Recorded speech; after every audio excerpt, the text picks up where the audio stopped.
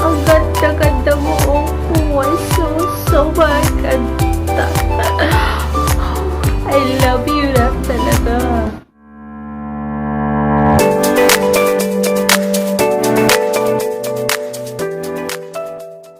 So, welcome back to our channel.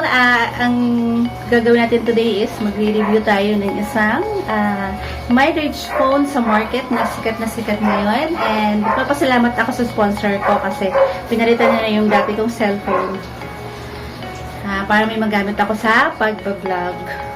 And eto na siya guys, hindi natin patatagalin ito. So, ang i-review nito today is Oppo F11 Pro. Yan siya guys. Okay, so una makikita natin dito is yung resibo. Resibo na pinagbilan. Yan, yung price ito sa market ngayon guys is nagre-range siya ng 18,990 pesos. So, makikita, meron din siya warranty and manual guide. Warranty and manual guide. So, ito na siya. Okay. Meron din siya SIM card ejector.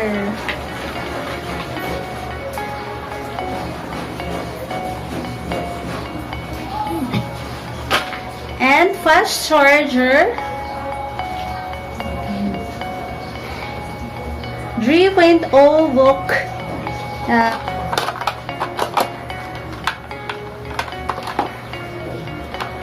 And data micro cable USB. Yung kasama niya. And earphone music earphone na kamukhang-kamukha ng Apple. Diba guys? Social. Ang ganda ng headset niya. Oh.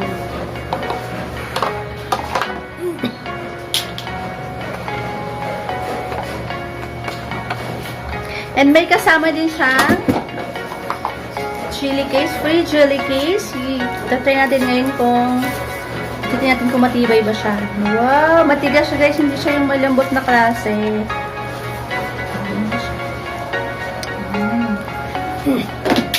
And ito na ngayon yung sa phone na tayo ngayon. Ito na siya.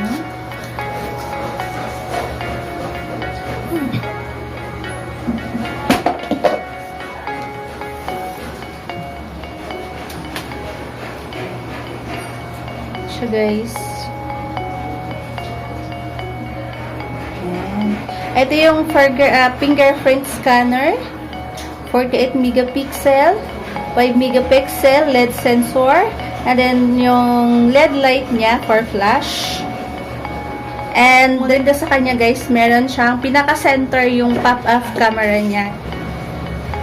Oh, ayan, hindi natin alam kung hanggang kailan to tatagal. Only time can tell. Pinaka-stick guys, yung ganda ng ano niya, shiny, shimmering. Ito na siya ngayon guys.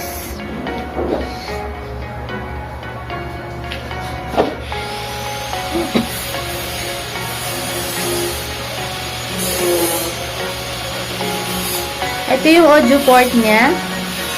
3.5 mm audio port and the speaker grills, the micro USB port, and the USB Type-C. So, ayan na siya guys.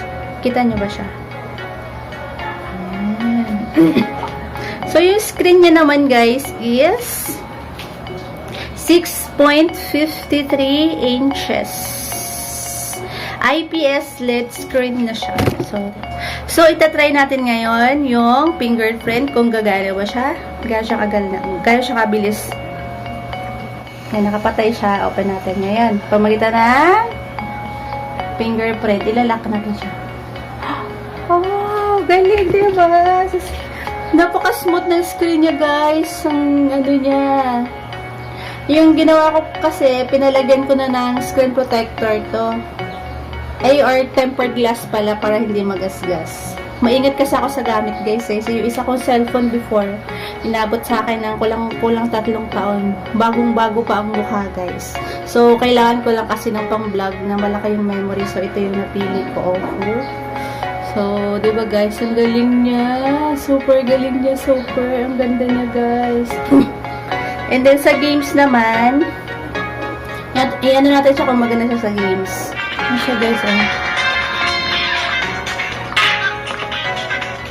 Saka yung maganda sa kanya, fast charger niya, and matagal siyang malupad. Saka ang lakas ng volume niya.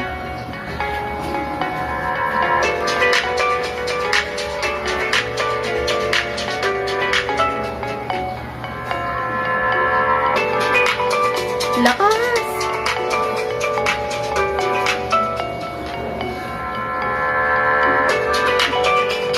Photo naman, guys. Ito, yung photo, may papakita ko sa inyong photo yung sa 48 megapixel back camera and sa front camera niya kung anong resulta.